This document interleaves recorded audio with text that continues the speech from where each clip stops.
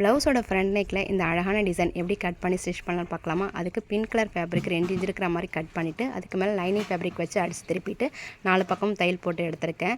Yellow colour fabric 1 inch இருக்கிற மாதிரி cut பண்ணிவிட்டு 1/4 இன்ச் அளவில் மடித்து தைச்சிருக்கேன். மடித்து தைச்சதை நம்ம பக்கம் இருக்கிற மாதிரி மேல் பக்கமாக வச்சுட்டு ஒரு 1/4 இன்ச் அளவு தையல் போட்டு எடுத்துக்கலாம். இப்போ தைச்சதை எடுத்து விட்டுட்டு அதுக்கு மேலே ஒரு படிமான தையல் போட்டுக்கலாம். தையல் போடும்போது எல்லோ கலர் ஃபேப்ரிக் மேலே மட்டும் தையல் படுற மாதிரி தைச்சிக்கோங்க.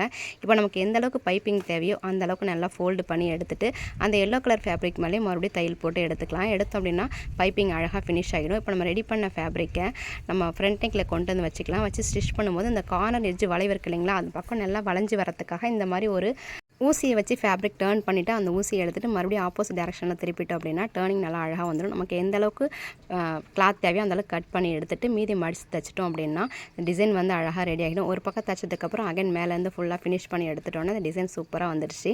வீடியோ பிடிச்சதை லைக் பண்ணுங்கள். டாடா.